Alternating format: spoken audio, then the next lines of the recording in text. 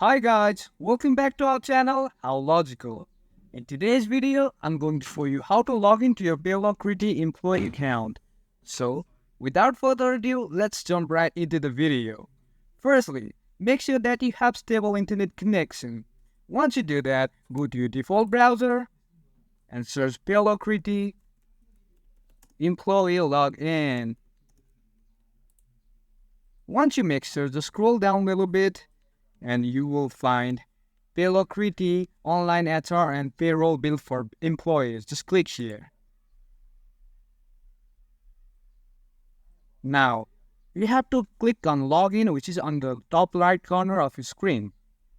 Now, you just have to click login, which is on the top of your screen.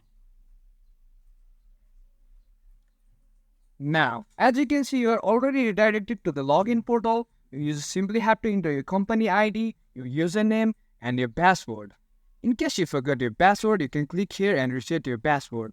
If not, then just click login and enjoy using Paylocryty as an employee. That's it for today, guys. If you find this video helpful, then don't forget to give thumbs up.